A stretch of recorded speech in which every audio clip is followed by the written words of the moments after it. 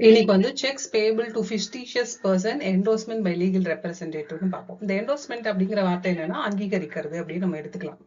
So fictitious person அப்படின்னா யாரு அப்படின்னா ஆர்டிஃபிஷியல் பர்சன். நம்மளோட கம்பெனிஸ்க்குன்னு சில ரூல்ஸ் இருக்கு. Company will be treated as a separate legal entity அப்படின்னா என்ன அர்த்தம்? இந்த கம்பெனிங்கிறது வேற ஆளு, அதே மாதிரி அந்த கம்பெனியை ரன் பண்ணக்கூடிய போர்ட் ஆஃப் டைரக்டர்ஸ் இவங்கெல்லாம் வந்து வேற ஆளு.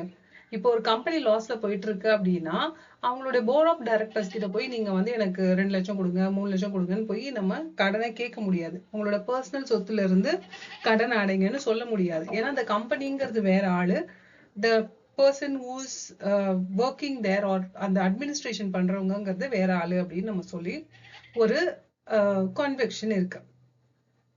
ஸோ இது மாதிரி sex payable to fictitious person அந்த கேஸ்ல சில லீகல் ரெப்ரசன்டேட்டிவே அதை ரைஸ் பண்ணாலும் சில லீகல் அண்ட் கவர்னிங் ப்ராப்ளம்ஸ் வந்து வரதுக்கு நிறைய சான்சஸ் இருக்கு. சட்ட ரீதியா போகும்போது பெரிய பெரிய கம்பெனிஸ்க்கெல்லாம் செக்ஸ் கொடுத்துருப்பாங்க. ஆனா அந்த கம்பெனியோட பேர்ல கொடுத்துருப்பாங்க. திடீர்னு அந்த கம்பெனி வந்து ஒரு லாஸ் ஆயிடுச்சு அப்படின்னா, இல்ல ஏதோ ஒரு கடன் வந்து கட்ட வேண்டி இருக்கு அப்படின்னா, இல்லைன்னா அந்த கம்பெனியே வந்து இன்னொரு பர்சனுக்கு கொடுத்துருப்பாங்க. அப்ப அந்த கம்பெனி பணத்தை எங்களால இந்த ஃபண்ட்ல இருந்து எடுக்க முடியாது அப்படின்னு கேஸ் ஃபைல் பண்ணிருப்பாங்க. ஒரு எடுத்துக்காட்டுக்கு ஏதோ ஒரு ஃபண்ட் வந்து ஒரு செங்கல் சூளை கம்பெனின்னு நம்ம வச்சுப்போமே, ஒரு எடுத்துக்காட்டுக்கு. தற்செயலா அப்படி இருந்து பார்த்தா செங்கல் சூளைதான் இருந்துச்சு, அதனால செங்கல் சூளை கம்பெனின்ட்டேன். சரி, ஓகே. ஒரு செங்கல் சூளை கம்பெனி இருக்கு அப்படின்னு நம்ம எடுத்துப்போம். அதை எடுத்துக்கிட்டோம் அப்படின்னா அதுல வந்து ஃபண்ட் வந்து நிறைய ஃபண்ட்ஸ் வச்சிருக்காங்க. நாங்க வந்து எஜுகேஷனுக்கான ஒரு ஃபண்ட் கொடுக்குறோம், ரூரல் ஏரியா இல்லைன்னா எங்க செங்கசூளையில வாழக்கூடிய பீப்புளுக்கான ஒரு ஃபண்ட் கொடுக்குறோம் அப்படின்னு தனித்தனி ஃபண்ட்ஸ் வந்து வச்சிருக்காங்க. இப்போ ஒரு நபர் என்ன பண்றாரு, இந்த கம்பெனி வந்து என்ன பண்றாங்க, ஒரு தனிப்பட்ட நபருக்கு ஒரு செக் கொடுக்குறாங்க. அந்த செக் டிஸானர் ஆகுது. அப்போ அந்த செக்கை ப்ரொடியூஸ் பண்ணவங்க இல்லைன்னா அந்த செக்கை எழுதினவர் இறந்து போயிடுறாரு. இப்ப அடுத்த ஒரு நிர்வாகி வரும்போது அந்த எந்த ஃபண்ட்ல இருந்து இந்த செக்கை கொடுக்கறது, பணத்தை கொடுக்கறது அப்படிங்கறது அவருக்கு ஒரு சந்தேகம் ஏற்பட்டு இது ஒரு வழக்கா வந்து ஃபைல் ஆகும். இது மாதிரியான சூழல்ல இந்த நெகோஷியபிள் இன்ஸ்ட்ருமெண்ட்ஸ், அதாவது செக்ஸ் கொடுக்குறாங்க இல்லையா, இந்த செக்குக்கு என்ன சட்ட ரீதியான விஷயங்கள் இருக்கு, நெகோஷியபிள் இன்ஸ்ட்ருமெண்ட் ஆக்ட் 1881க்கு கீழே என்ன மாதிரியான சட்ட ரீதியான பிரச்சனைகளை சந்திக்கிறாங்க அப்படின்னு சொல்லக்கூடியதுதான் வந்து இந்த cheques payable to fictitious person endorsed by legal representative. Fictitious payee அப்படின்னா யாரு? Who does not exist. Sometimes அது கார்பரேஷனாவோ கம்பெனியாவோ இருக்க வேண்டிய அவசியம் இல்லை. அப்படி ஒரு நபரே இல்லாத நபர் மேல கூட வந்து இன்டென்ஷனலா ஒரு செக் வந்து எழுதுவாங்க, இல்லைன்னா மிஸ்டேக்னா கூட வந்து எழுதியிருக்கலாம். ஜான் ஸ்மித்துக்கு பதிலாக ஜான் ராபர்ட்னு எழுதியிருக்கலாம். அது மாதிரி இருக்கலாம். எக்ஸாம்பிளுக்கு என்ன சொல்லலாம் அப்படின்னா, அந்த பர்சன் வந்து இருக்கவே மாட்டாங்க, அவங்க பேர்ல ரிசீவ் ஆகும். சம்டைம்ஸ் என்ன பண்ணுவாங்கன்னா ஒரு டிஸ்ஆனஸ்ட் எம்ப்ளாயி வந்து அந்த செக்கை வந்து ஃபேக்கா வந்து ரெடி பண்ணி அவங்களோட அக்கௌண்ட்டுக்கு டிரான்ஸ்ஃபர் பண்றதுக்கான வாய்ப்புகள் இருக்கு. Legal treatment of cheque payable to fictitious person. So லீகலா வந்து ஒரு ஃபிக்டிஷியஸ் பர்சன், அதாவது அந்த நபர் இல்லவே இல்லை, அது ஒரு கம்பெனியாவோ கார்பரேஷனாவோ இருக்கலாம், இல்லாட்டி தவறுதலா அவங்களோட பேர் அதுல இன்க்ளூட் பண்ணப்பட்டிருக்கலாம். அப்படிங்கிற பட்சத்துல அவங்களுக்கான சட்ட ரீதியான விஷயங்கள் என்னவா இருக்கும் அப்படின்னு நம்ம பார்த்தோம்னா, under section 42 of negotiable instrument act 1881க்கு கீழே, if a check is made payable to a fictitious or non-existing person, அந்த நபர் இல்லவே இல்லை, அந்த நபரின் பேர்ல ஒரு செக்கை வந்து கொடுத்துருக்காங்க அப்படின்னா, this fact is known to the drawer, the instrument is treated as payable to the bearer. அதாவது இந்த ஃபேக்ட் தெரியும், அவருக்கு வந்து தெரியும், இது மாதிரி வந்து செக்கை எழுதினவருக்கு வந்து தெரியும் அப்படி ஒரு ஆள் இல்லை, அது வந்து ஒரு நெகோஷியபிள் இன்ஸ்ட்ருமெண்ட் அப்படின்னு, ஐ மீன் ஃபிக்டிஷியஸ் பர்சன். அதாவது இப்போ ஒரு கம்பெனி பேர்ல, நம்ம செங்கசொல்ல கம்பெனி பேர்ல ஒருத்தர் வந்து கொடுத்துருக்காங்க, ஆனா அப்படிப்பட்ட ஒரு நபர் இல்லை, அது கம்பெனி. அப்ப அந்த கம்பெனில யார் அந்த செக்கு எப்படி போலாம், யாரோட அக்கௌண்ட்டுக்கு போலாம் அப்படின்னா, பேரர். யார் அந்த செக்கை கொண்டுட்டு வராங்களோ அவங்களுக்கு அந்த பணத்தை கொடுத்துருங்க அப்படின்னு சொல்றதுதான் வந்து இந்த fictitious person. This means it can be negotiated by mere delivery without endorsement. So mere delivery இல்லாம என்டோஸ்மெண்ட் இல்லாமலே வந்து இட் கேன் பி டெலிவரி, அதாவது அங்கீகரிக்க அத்தாரிட்டைஸ்ட் பண்ணாம கூட வந்து மியர் டெலிவரி மூலியமா it happens. And bank paying this check is generally not liable for a wrong payment.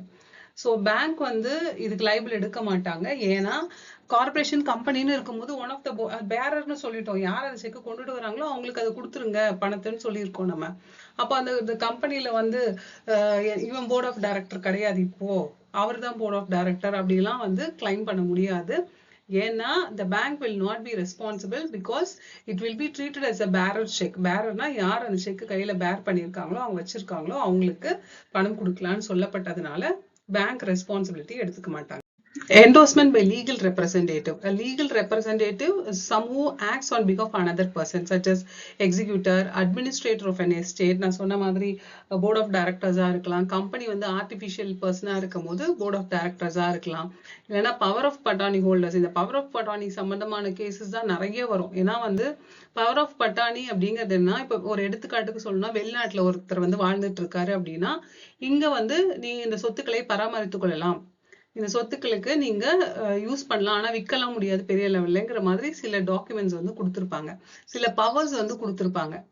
Suppose விற்கணும்னா கூட நான் வந்து வெளிநாட்டுல இருக்கேன், அப்போ வந்து என்னால நேரடியா வந்து ரிஜிஸ்டர் ஆபீஸ்ல கையெழுத்து போட்டு ஒரு சொத்தை வந்து விற்க முடியாது.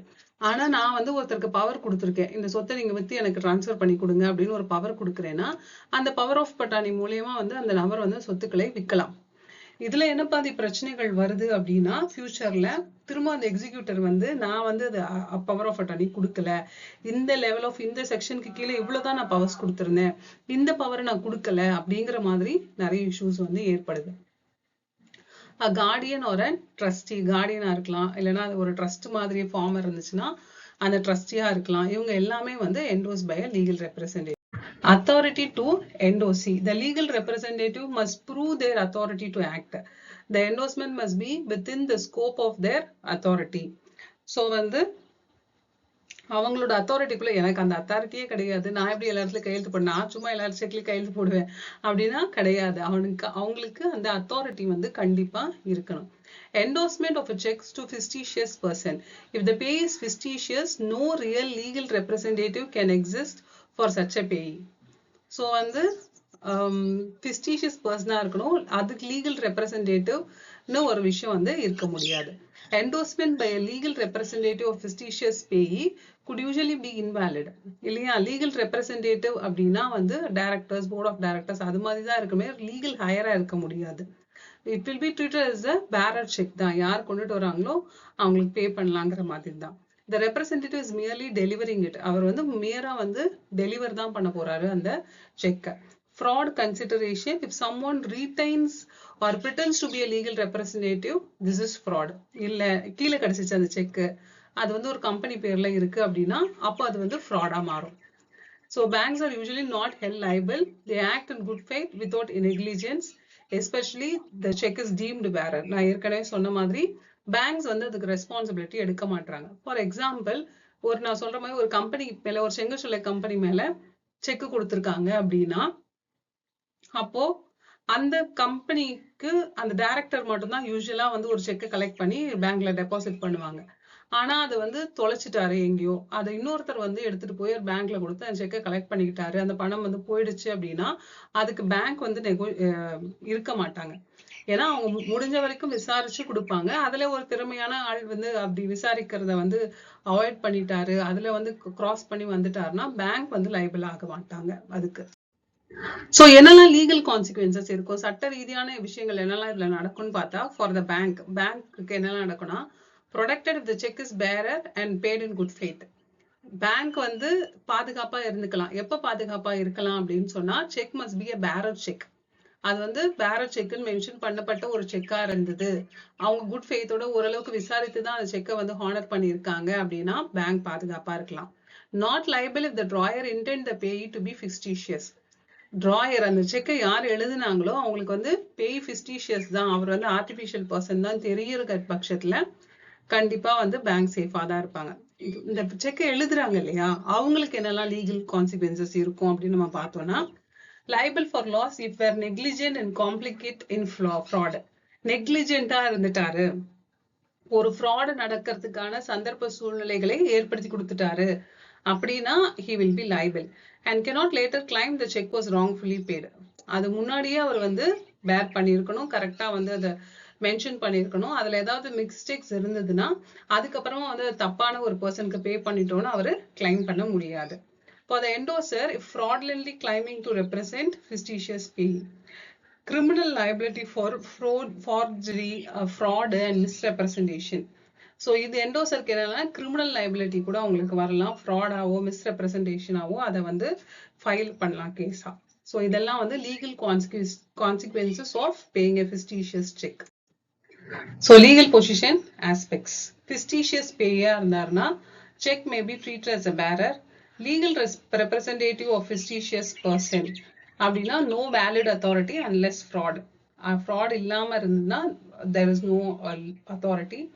banks liability பொறுத்த வரைக்கும் protected if you acted good faith. அவங்க கரெக்டா அதை பண்ணியிருந்தாங்க அப்படின்னா பேங்க் பாதுகாப்பா இருந்திருக்கலாம். drawers ஓட liability என்னவா இருக்கும்னா liable if negligent or intent fraud. purposeful-ஆ fraud பண்ணியிருந்தாங்கன்னா drawer will be liable. fraudulent endorsement அப்படின்னா criminal offense இருக்கிற கேசஸ்லயும் வந்து fraudulent endorsement will be there.